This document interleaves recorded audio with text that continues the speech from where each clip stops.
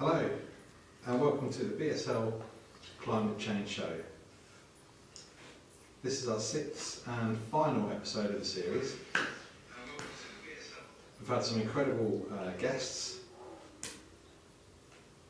knowledgeable and amazingly interesting. Also lots of different climate change topics, so it's been really interesting and we've learned so much so far. In the series about different topics, so we talked about climate change and what does that mean, net zero targets and what do they mean, diet, waste, and also yesterday's episode we talked about home efficiency. So today we're going to talk in depth specifically about disabled people and access information linked to climate change. And also think about why disabled people have been left out of the climate change conversation so far. Lots of climate change information is in written English, and that kind of makes it difficult if people's first language is not English and they can't access the information, and that becomes a bit of a barrier. Especially for people who are deaf and are fluent sign language users and they don't use English, that can especially mean it's difficult to get information from the news, especially if people don't use captions. So it's quite limiting. So today's guest is Ben Fletcher. That's your sign name, Ben, right? Yeah.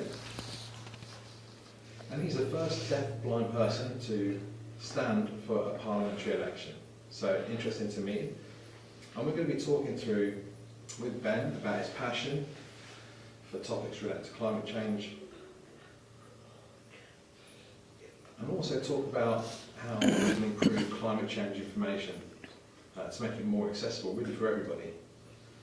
So thank you, Ben, for coming today. Fantastic to have you here. So my first question to you, Ben, how did you first get interested in climate change? Well, I mean, I always had a slight interest in it right from when back in school days, the theories and so on. And then back in 1998-ish, I was like, oh, okay. Something happened back then that just flicked a switch for me, and I started to learn more and more.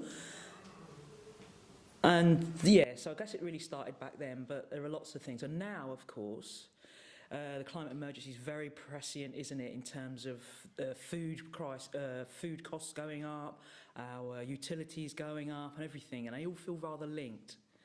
And it feels like an incredibly big issue for us to have to deal with right now. So my fascination has done nothing except grow, really. That's really interesting. So talking way back in 1998, I know today lots of people do their research on the internet and there's sort of some climate change or topics in British Island. But back in 1998, how did you access that information related to climate change? How did you manage to learn? I was really, really lucky, actually. I had sign language provision when I was at school, and so I could get some of my information that way. And of course, because the information was presented so visually, it gave me a context in which to understand this, incredibly important subject. And then, of course, I started doing my own research and asking people. And the thing that I discovered was it was really difficult to get that information because of the way I had to access it, but it essentially was self-taught. Yeah.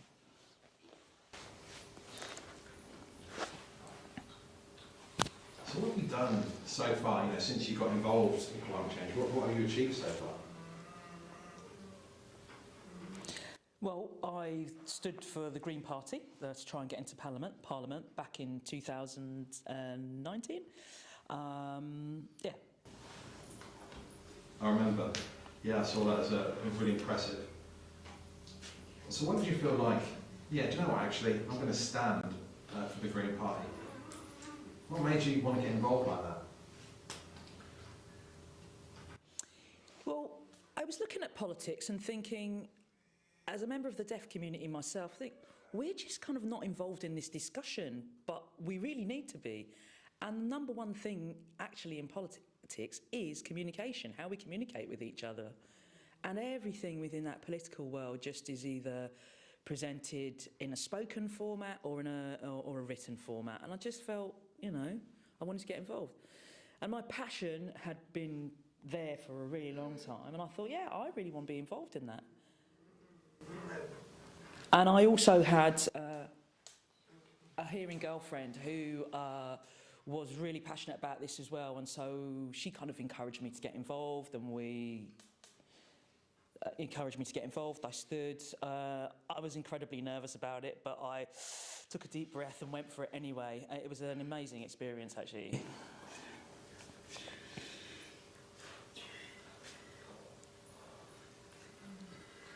So did you find it easy with your girlfriend's support, or do you still have barriers? You have to be incredibly resilient in that world, that political. You have to be very savvy in terms of social media and so on. It's quite an emotional experience. There's a lot of schmoozing to be done, and it's incredibly difficult when you're trying to present yourself using your first language, mine being BSL, obviously. Lots of what people want to do is just written or you know, spoken. So I struggled with the idea, or had to face the idea of how do I communicate with people. I mean, my first language being BSL, so. Definitely.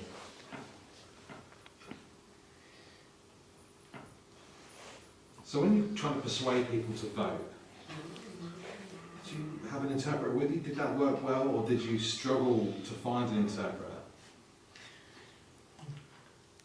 The quick answer is no. I really thought I needed to work closely with interpreters, you know, so I asked people to do short videos, that kind of thing, until I could find people who I thought were really shared the same passion and interest in politics as me. So I created I did some fundraising online. People were very generous, particularly the deaf community, and so I was able to pay interpreters to create content for me and to work alongside me, and that worked really well. Fantastic.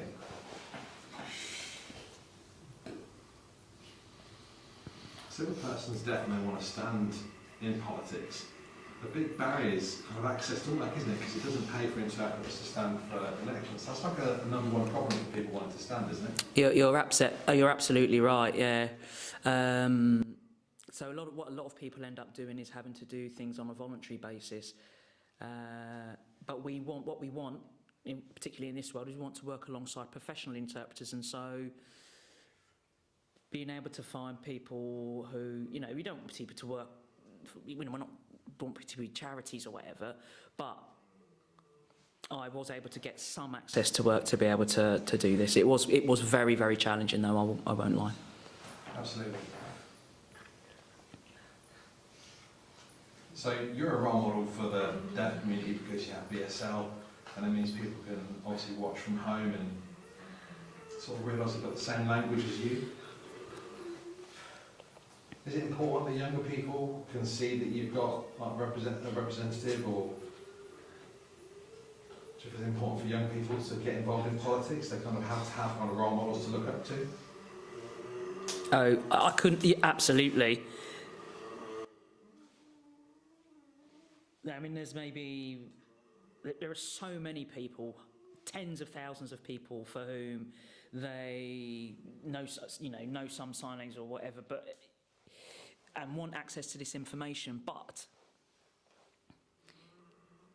in that arena of politics, they don't really consider that people are wanting to access that information in a different way, and so it's difficult to get information, to understand what's going on. B, when you're trying to operate in that world, it's really difficult for you because you don't understand the norms, the processes, and so on. So it's really difficult to get into. So when I stood, you know, a lot of people were like, oh, I got a lot of letters and emails saying, wow, we're really impressed to see you standing. And it had quite an impact, people just to see me standing. And I think it's encouraged a lot of other people to get involved as well. So at the moment, there's only 5 disabled MPs in Parliament.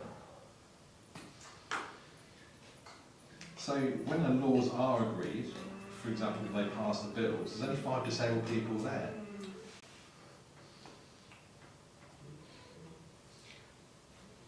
I mean, you're right. For example, things like the NHS or the Care Act and things like that, and climate change. So people have been campaigning,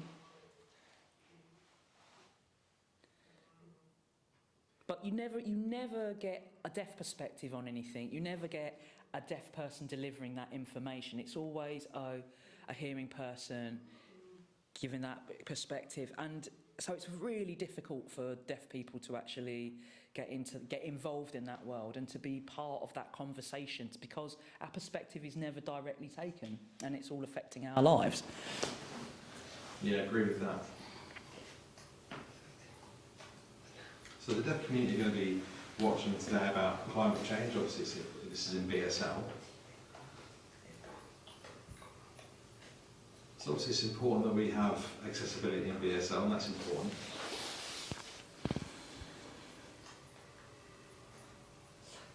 So disabled and deaf people have been left out of the conversation about climate change historically. But it does have an impact on disabled people. So can you just give us a bit of information about your personal examples and experience about this? Oh, yeah, sure. I mean, thinking about climate change theories that are all out there at the moment. I mean, we know a lot more about climate now. I mean, how it's impacting on our lives, what's happening with food in terms of literally how food is produced and the rising costs of it more recently. That's in the news and so on. And I think that's having a big impact now. So I think there's a generational issue. So older deaf people perhaps have not had access to the best of educations, which would have allowed them to make better decisions.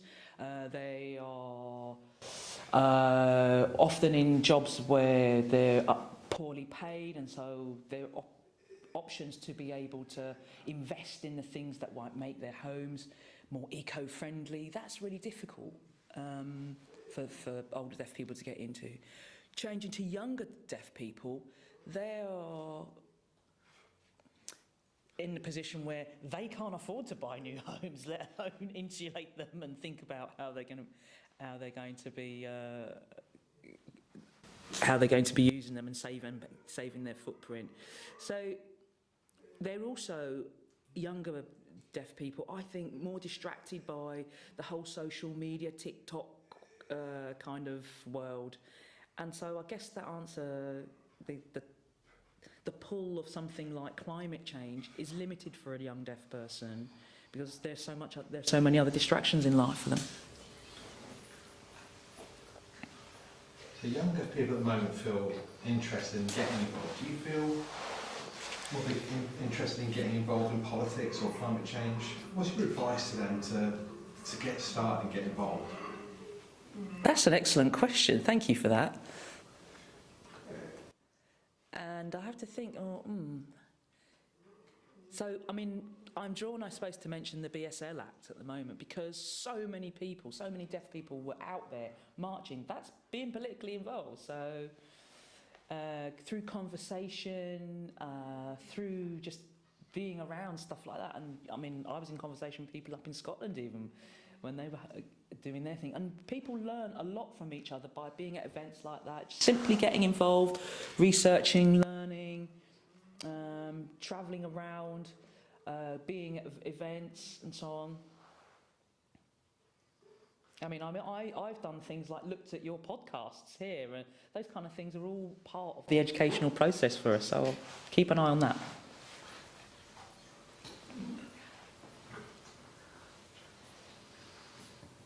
So the March for the BSL Act, and obviously lots of people went on the march. Do you feel that Act is going to improve people's access to information? Does that Act help? I mean, before the BSL Act, I felt almost embarrassed or like I was asking for a favour when I was asking for someone to provide me with an interpreter. But now, with the BSL Act, I have a legal right to be able to say to somebody or an organisation, could you provide me with an interpreter, please? And that feels like a positive thing to me, because that opens up all sorts of worlds where I might have an interest or a passion so that I can get involved, and it's literally my right to be involved.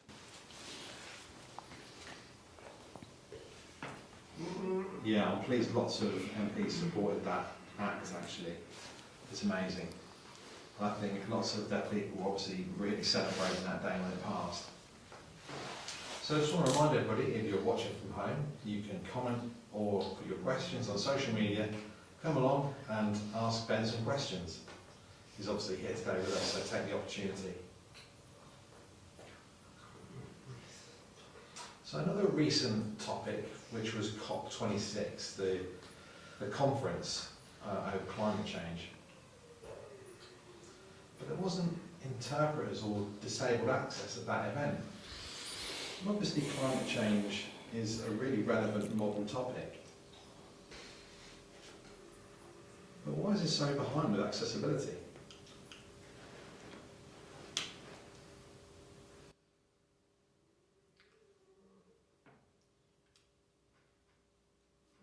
Well, thinking back, I mean, the Green Party, I suppose people might say it started out of a type of hippie movement, if you like, that kind of idea.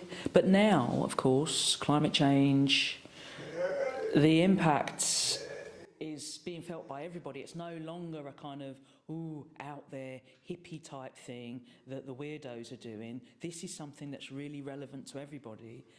And I sense that people on the right of politics,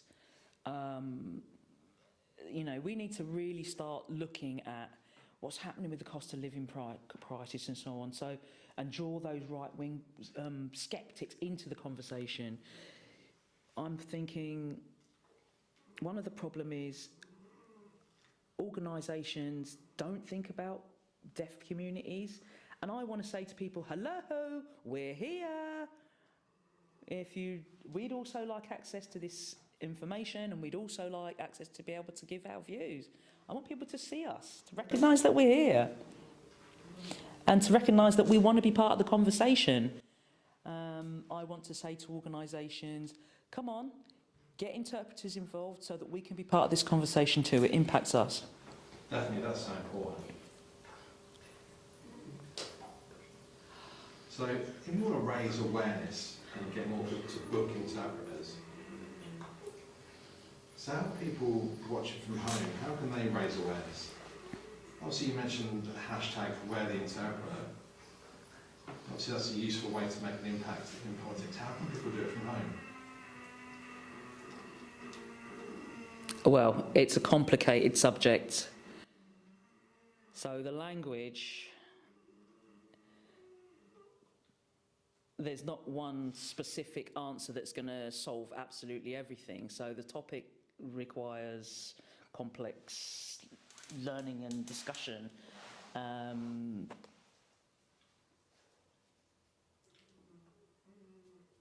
so I would like, say for instance, maybe even interpreters to be supported in working with that language even, and going forward. I'd like more deaf people to actually be involved in politics.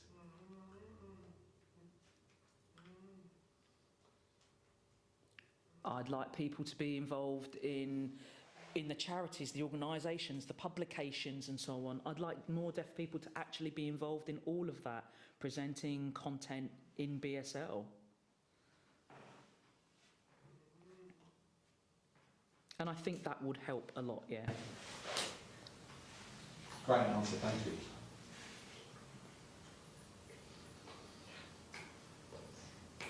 So you feel that obviously deaf people can get involved in politics in different roles.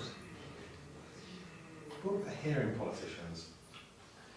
What can they do to try and to improve accessibility?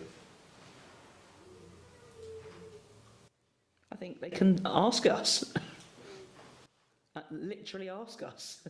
Our views are important because we are here. So ask your local MP. Ask your own local MP what they're doing. Start discussions in that way. And start networking, build the connections. build momentum. And I think in that way you kind of increase the leverage that we have in terms of improving access for people. I just love it if more MPs met with the deaf community and just try and understand what the barriers are and what the issues.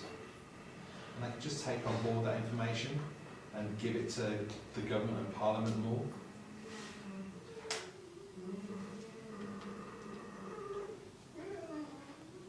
Well, remember what I was saying about the older deaf people? I think there's a way that we can kind of cascade information right across the community in that way, by contacting people.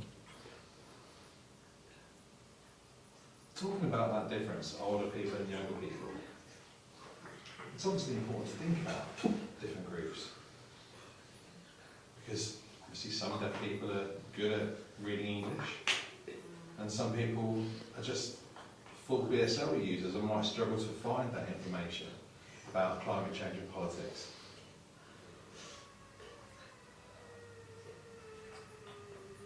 So how does it feel when people sort of say, you're only deaf, it shouldn't be a barrier? Just repeat the end of that question again for me, please, sorry. So some people maybe think, well, you're deaf, that's fine, you can read information, you can do it, the same as a hearing person. And they don't think there's any barriers to deaf people. How do you feel when people have that attitude? I mean, some deaf people have, yes, a lot of advantages. It's true, they're white, they're skilled professional jobs, they're men, they're powerful, they have influence. So yes, there are a lot of people that do have privileges, yes, but there's plenty of people out there who aren't necessarily as lucky as me, for instance. Their educational opportunities were poor, and from that your opportunities going forward will be limited.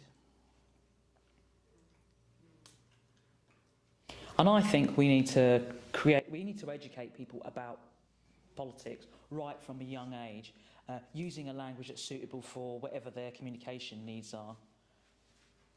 I mean, yeah, I've been lucky enough to stand, but I feel like I'm a real exception.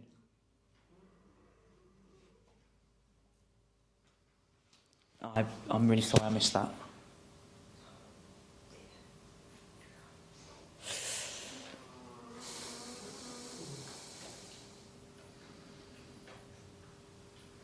So if you did get elected to become in Parliament, what would you like to do first? What would be your passionate sort of first task?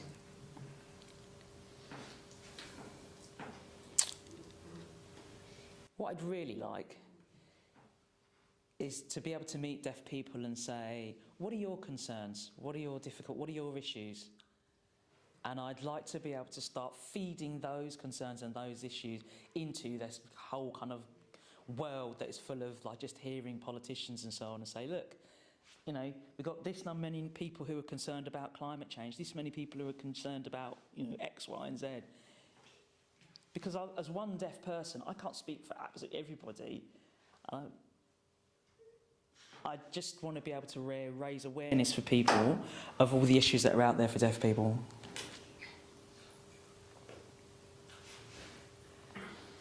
So what you're saying is your main aim would be to really raise awareness. So in general, MPs can understand the deaf community. So at the moment, do you feel that the deaf community are integrated well into politics, or do you feel that, you know, it's kind of difficult and there's a lot of work to do? Well, right now, it feels like that connection just isn't there. It feels like a struggle, to be fair. So the Where's the Interpreter campaign that people will have seen a couple of years back was a really good example of that. And the running of that campaign, I think, had a big impact that continues to resonate even now.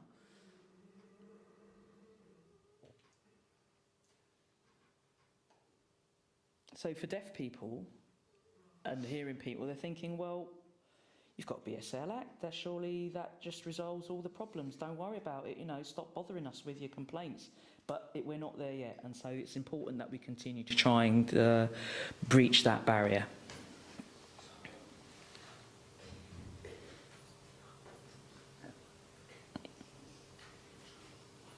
So obviously, how do you feel about people sort of teaching young people about politics and climate change? How can we achieve that towards the younger people?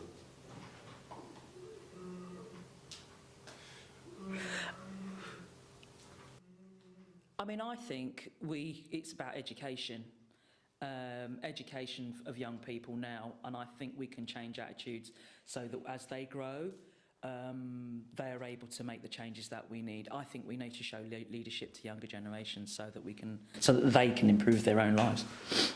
Yeah, I agree with that 100%. It's really important. You know, the young people are the future after all, and they're obviously going to change the climate and reduce the damage to the planet so far. So in this series we've been talking about lots of different topics. Have you got any message for the audience who think, you know, to do small things or change things, or a big thing? What's your message to the audience about getting involved?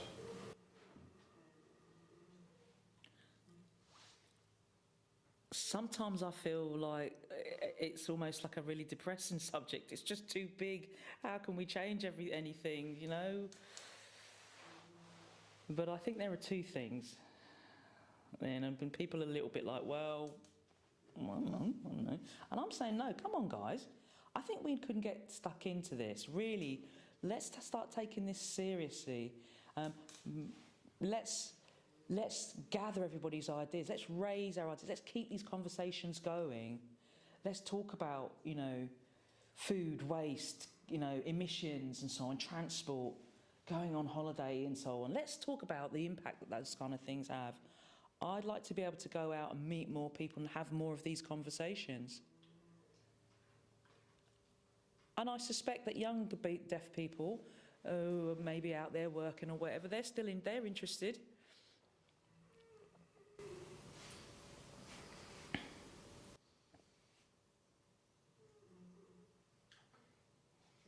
And I guess for me, it feels like there are a number of issues that feel almost as if they're separate and not connected. And I'd like to join some of those dots up so that people see actually some of these issues are interconnected and widen the conversation.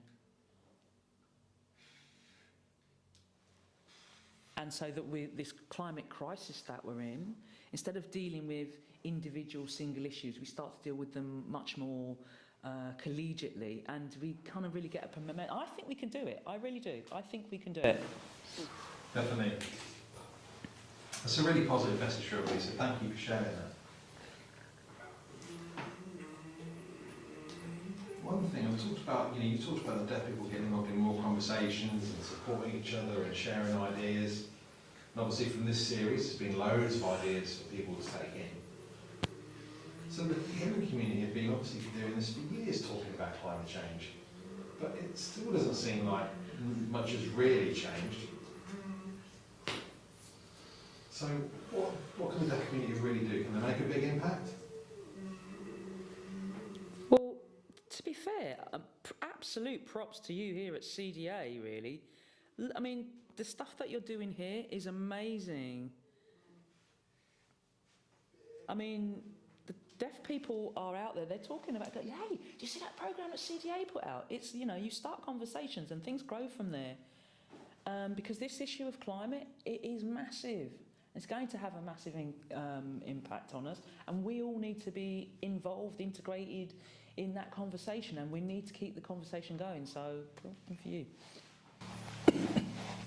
Definitely. So that means individual deaf people can now contact their MPs and campaign, persuade, and also contact local deaf organisations and maybe have a chat with them and see how they can work together and try and get the message out there to spread a bit more than it does at the moment, right? Absolutely. So tell me a little bit more about your plans for the future. What's next for you?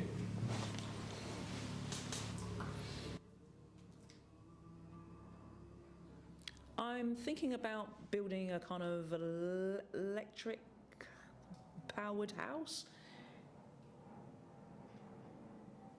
So I want to be able to plug my car in, charge it, you know, so I'm looking at making the transition across to an electric car if possible. I'm not entirely sure how I go about some of those things, but I'm doing the research through friends and so on, up in Scotland and so on. I mean, it's expensive, but yeah, it's something I think is worth investing in. And I'm really interested in kind of local and sustainable food practices and so on. Yeah, and growing things locally. So they feel like little things, but yeah, there's bits and pieces going on. And I also became a dad recently, so getting on with that. And then once I've not quite done away with my dadding duties, but once my kid's a little bit older, I'll probably be getting back into politics. Congratulations on becoming a dad, that's lovely. So we've got questions from the audience who are watching from home. So one of those questions, do you feel like you have similar barriers, so are there similar barriers to someone who's just deaf as you're deaf-blind? Well, it sometimes does feel like a double barrier. And yes, so it does feel like a double barrier, but yeah, but sometimes it's not an advantage, I agree. And one more question here also. If a deaf person wanted to sort of chat to a deaf person in their office, could they ask that MP to book an interpreter? Do they have the right to ask an MP that? That is a fantastic question.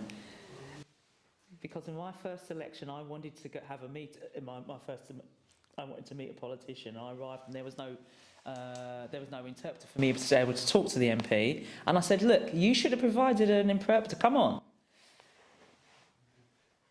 So props to those interpreters who do, to those MPs who do it.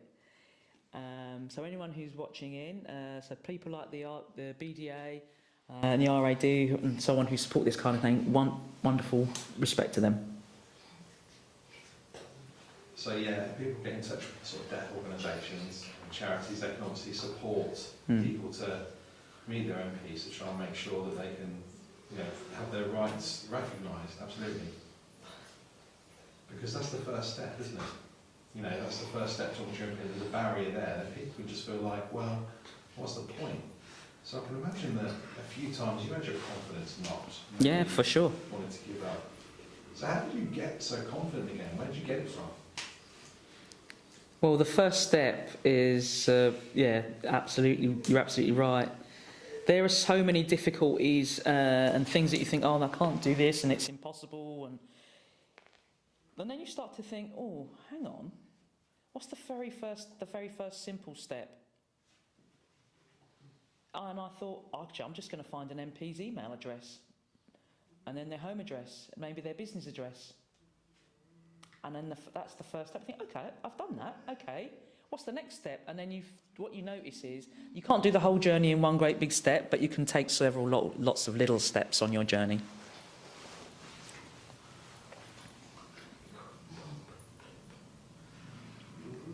Yeah, so it's difficult with the process, obviously, to fall back and take a backward step.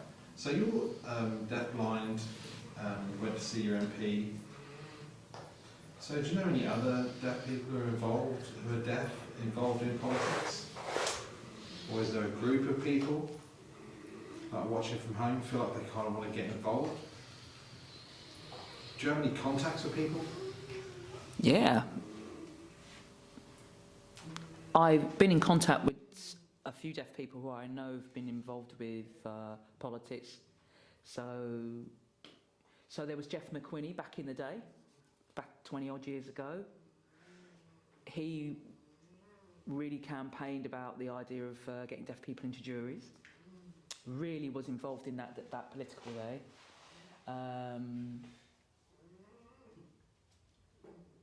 There was also Simeon Hartz, many of you may know.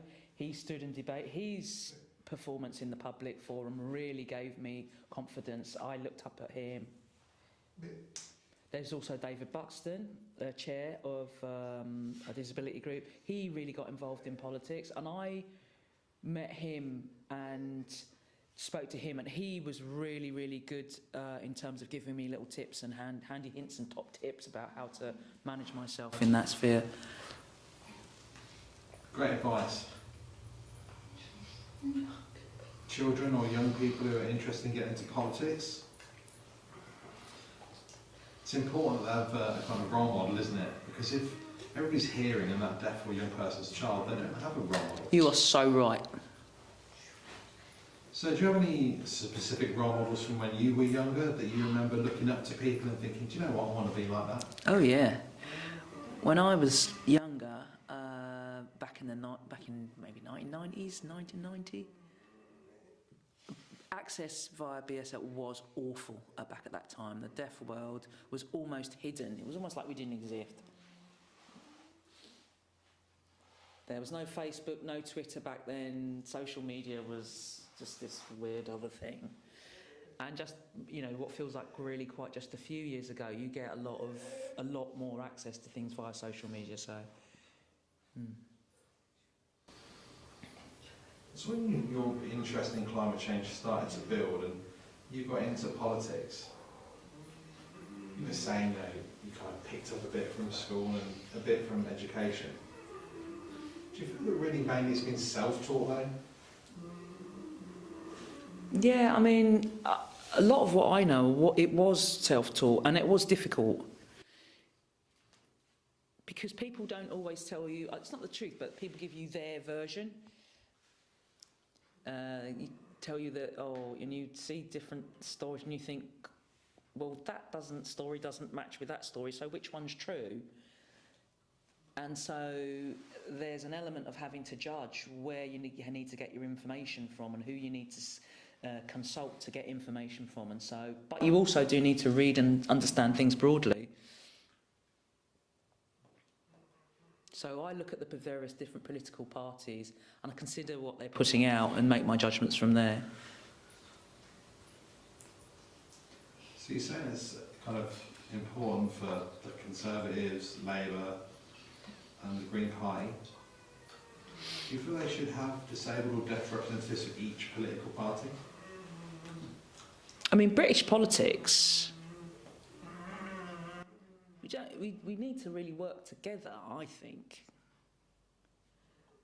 I think the parties do need, in some respects, to work together in terms, particularly not go, oh, well, we're this party or that party, to work separately on their disability or communicate or access issues.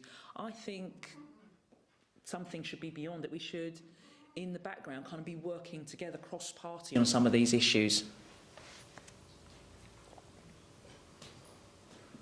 I think if deaf people got more involved in politics, do you think that would change the important issues?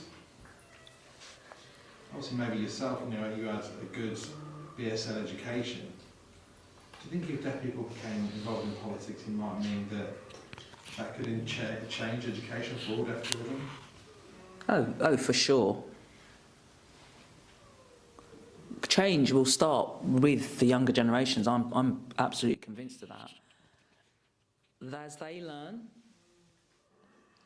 they will be the change that we want to see because they've been educated differently to, think about the world in a different way. And I think it starts from there. And for deaf kids who require sign language, it has to be delivered in that way. So that's how they need to understand it. At the moment, one big challenge is obviously education. A lot of it is focused on the oral method, and obviously it seems like BSL teaching is on the wane, and young people are struggling to get access to BSL. So it's important to change policies to give more people access to information, isn't it? Well, again, remember we were talking about first steps? Well, the first step is an official first step. The next step might be a GCSE in BSL, something like that. So encouraging schools to put that on their curriculums. I think that might be a really lovely second step. And then who knows which steps and which directions we could go in from there. Hopefully more information will get out there and more young people, more deaf people will feel inspired really from today and want to learn more and obviously watch different series and hopefully more demanding really about working together with different organisations, and we can create more videos and get more information out there and create more access. That seems to be a tool. Do you agree? Do you know, you're right. I think it's kind of like we need to spread that word, spread that influence via young people, start with them really early, start with them young, and I think we can achieve a lot that way. So for deaf and disabled people, with climate change carrying on and things getting worse and worse, what's your biggest kind of worry, your fear for deaf and disabled communities if climate change gets worse?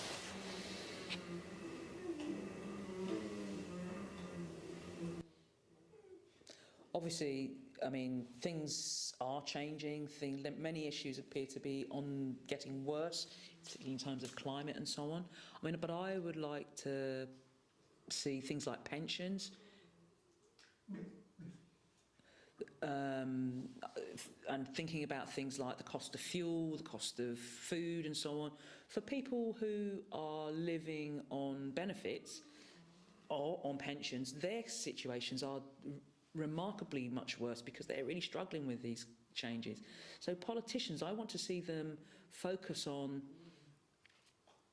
how we create a policy or a set of policies that support everybody within this structure, that doesn't disproportionately impact, negative things don't disproportionately impact on one group rather than another.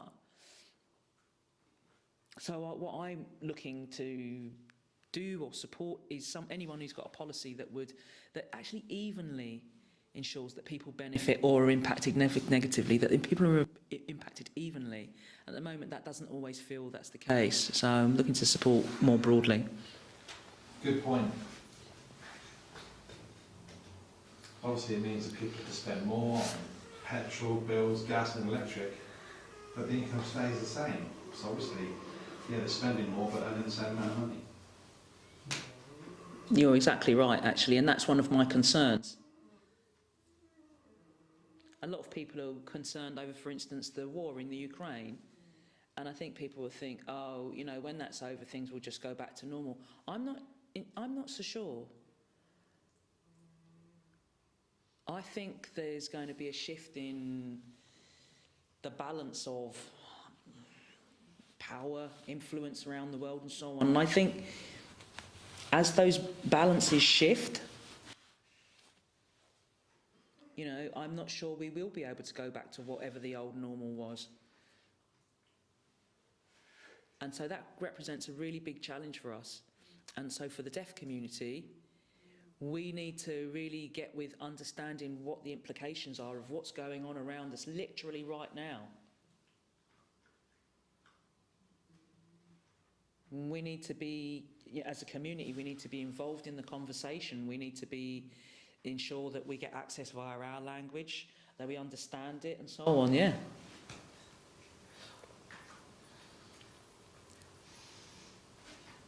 We were talking earlier about raising awareness with MPs, and obviously linked to deafness and disability. Raise awareness, that's what I meant by that sign.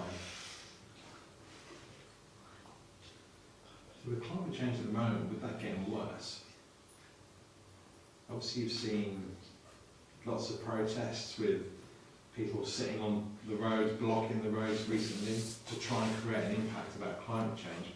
What's your view about that? I know it's a difficult question. I know people got really annoyed at those kind of protests, but there's a couple of things. And people thinking, oh my goodness, the roads are blocked, how inconvenient it is. But think about your costs, your bills going up, your income remaining the same or declining.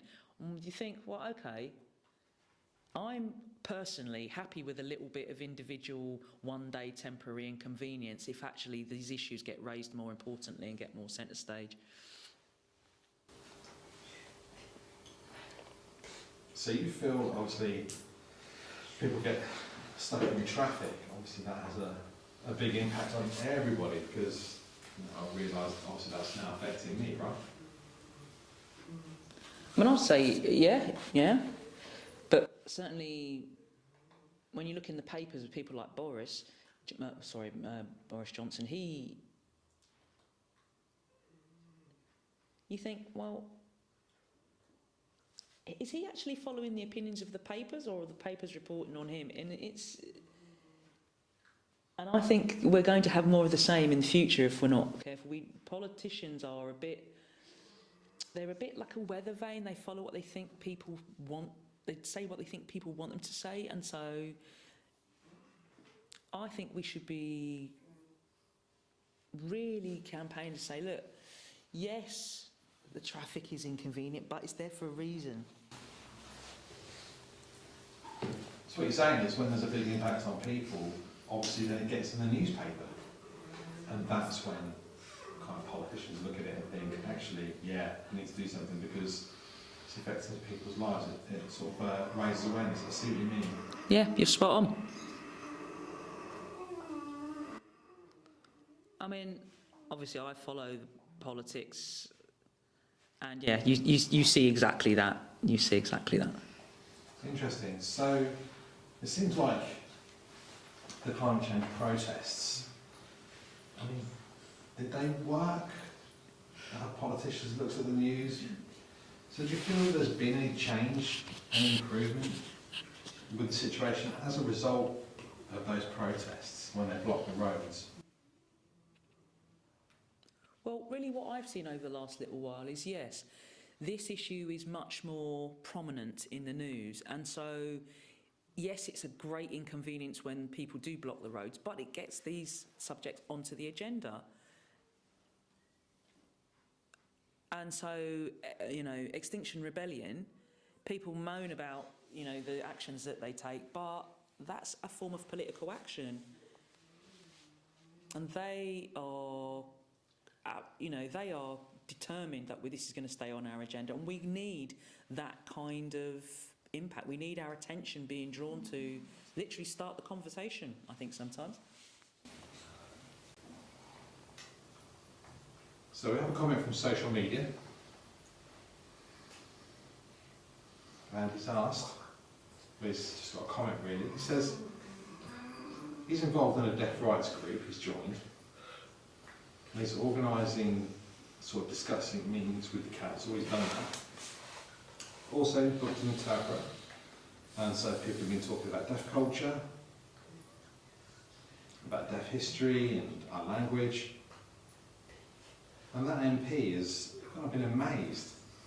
So so he's had an impact with them.